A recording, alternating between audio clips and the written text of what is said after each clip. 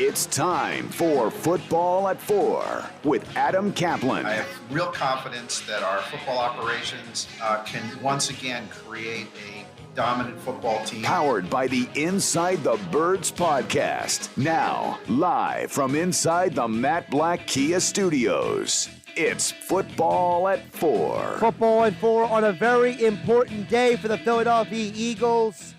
Adam Caplan joins the Sports Batch each and every Friday. I'm Josh Hennig, filling in for Mike Gill here on a TGIF Friday on 97.3 ESPN. As the Philadelphia Eagles, they made a trade. And it's not a trade I think a lot of people thought would actually happen maybe this soon. To get into that and more, joining us right now, as promised, Adam Caplan on the Boardwalk kind of hotline. Adam, how you doing this Friday? Josh, I'm good, man. Yeah, the Eagles shook it up a little bit. So the Niners, so the Dolphins, I'm liking it. I'm liking that they did this. I know fans want Pitts, and by the way, it's not a done deal that he's going to be gone by 12. But Eagles certainly did something that I thought might happen, and I agree with your assessment. I didn't think it would happen now, but as I learned with the Carson Wentz trade up in 2016, remember that trade with the Browns happened in March in 2016. I think people have forgotten about that. So, Adam, give us a little bit of a background about why this deal went down so people have a better understanding of what's going on here. Yeah, so, Josh, the word around the league is this is a little bit deeper first round. Every year, if you talk to general manager personnel or high-end personnel people, they'll tell you that each draft has either between 12 and 15 true first-round picks. Yes, 32 picks have to be made in the first round, but overall, this draft is actually a little bit deeper. It's probably 15 to 18 guys who you would legitimately say should be first-round picks, and after that, the rest of them should be second-round picks, but they're not because you have to use your first-round pick unless you trade it. Someone's going to make it. So the value, certainly here, the Eagles have good value. They're getting the extra first-rounder. By the way, it's Miami's first-rounder, which might be one in the 20s, but nevertheless, it's a first-round pick. They're going to have their own, and plus, as you know, they're going to have potentially the Colts first-round pick if Wentz plays 75% of the snaps, or play 70 and also they make the playoffs. So there's a very good chance if Carson Wentz stays healthy this season, they're going to have 3 first-round picks for 2022. And this, no matter what the Eagles might think, is a semi-rebuild. That's just the way it is. That's the way that teams look at it around the National Football League who grade their roster. Now, with all that being said, Adam, a lot of people want to know, what does this, if it does mean anything, about Jalen Hurts? Yeah, well, now, barring a trade up, if a quarterback drops, he's going to be the starter this season. I mean, that's exactly what it tells me. That was my reaction when Jeff Mosher and I talked off the air, right when the Eagles announced the trade. It helps solidify that because we're 5 weeks away, Josh. Okay, we're not 2 weeks away. We're not 1 week away. Nobody knows what any team's going to do other than what's going to happen at 1. And I'm almost certain Zach Wilson's going at 2. Where the Jets trade out or they make it, that Zach Wilson's going at number 2, almost certainly. After that, it's anybody's guess. Nobody knows. That's typically what it's like 5 weeks before the draft. A week to 2 weeks before the draft, I could probably tell you 8 out of the 10 first-round picks, where at least who they'll be. Where we may not get the right team, but we're going to tell you by value how the league sees it, and it's almost certain by then how the league sees it. But you got to get through injury situations. By the way, we had. How funny is it that the BYU Pro Day happens today and these trades go down? It's just the timing is hilarious. Oh, the timing is priceless. That's to say the least. Adam Caplan, Football at 4, powered by the Inside the Birds podcast.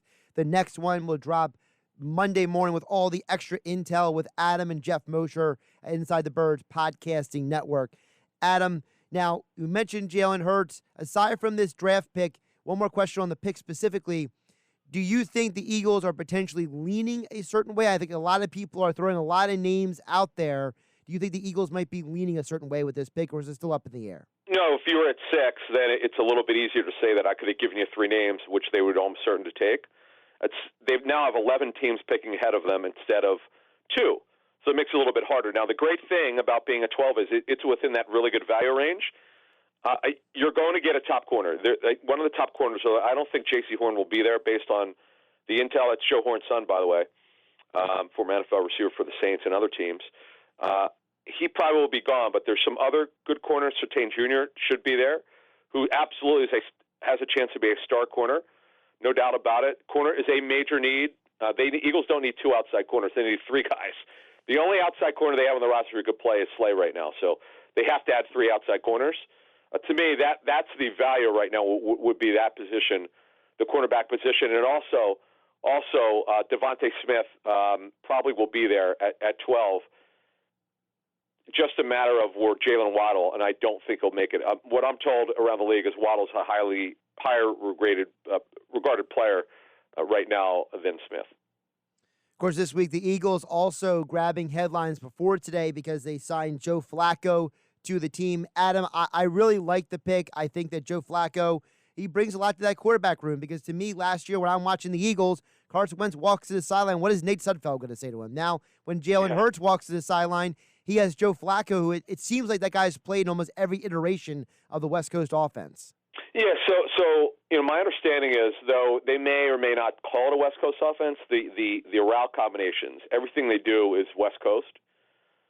So if that's the case, Joe's played in it one way or the other. You're right. And I like your point. You see, this is the thing that fans don't understand, which is what quarterback coaches have told me over the years.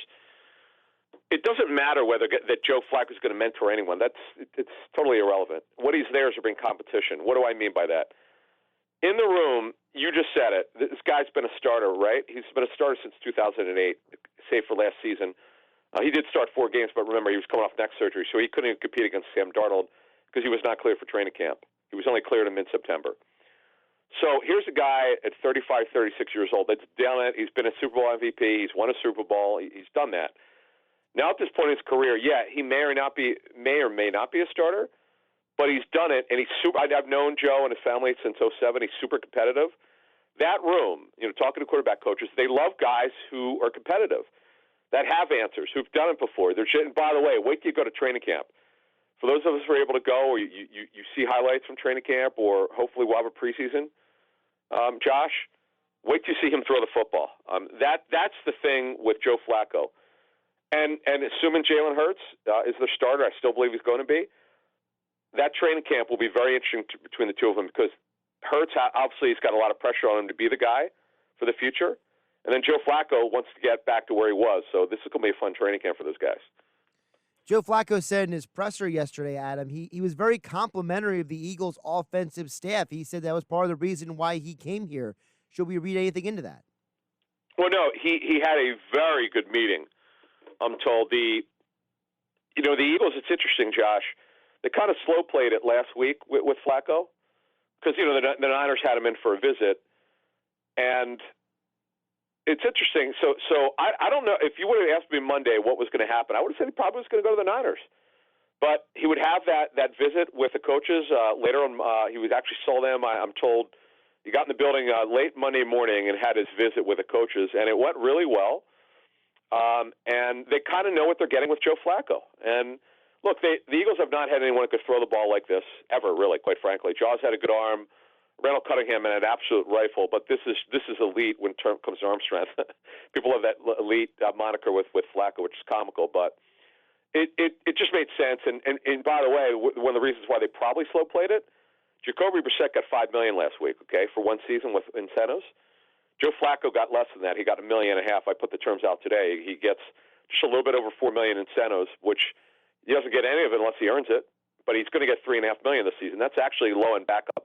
That's actually not the median number. It's a little bit lower than the median number now for veteran, very experienced quarterback. So I think people need to back off of thinking that's too much money. That's not correct. Yeah, and as you pointed out on the Inside the Birds pod on Thursday morning that dropped, this ain't Chase Daniel money over here. This is bargain basement. That was great. That's a great point by Jeff because that guy Chase Daniel. No offense to him, but he's got obviously a very good agent. He's made more money for doing less than maybe another former Eagle quarterback, Sam Bradford.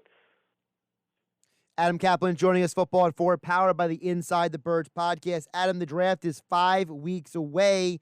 So remaining positional needs, one of them is quarterback. Yep. I mean, Jalen Hurts, Joe Flacco, but maybe late in the draft they get a third guy? Yeah, well, remember, right now, Josh, they've got 11 draft picks. You can't go to training camp with 2. You have to have at least 3, and Eagles have taken 4 many times before. So they'll add at least 1. And, yeah, you could get a mid-rounder. You can get anywhere from 3 to 5, if there's a guy that the coaches like. that's the way that they'll lean. They need a number 2 running back. This is Boston Scott is a change-up. He is not a number 2 running back. He's an excellent third back. He can handle a little bit of third down work, but he is a third NFL running back. They need a 2 with size. That's what they're going to be looking for. They need more receiver. They're going to draft a receiver, depending whether it's the first or second round. They're going to draft a receiver.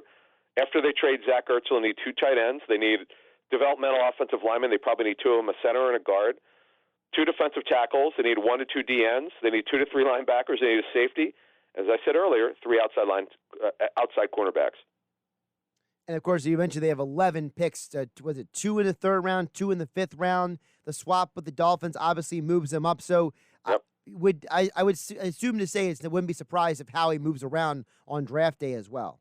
Sure, and I remember one thing I do want to mention about all these needs. I sat in John Lynch's office. He's the 49ers GM. I'm going to say 3 years ago. We were talking about roster building. He said, "Hey, I want to show you something," and he shows me this laminated card that says you cannot solve every issue in one offseason. And that is so apropos for the Eagles. They are a team that's in a semi-rebuild. They have a lot of needs, as I just outlined.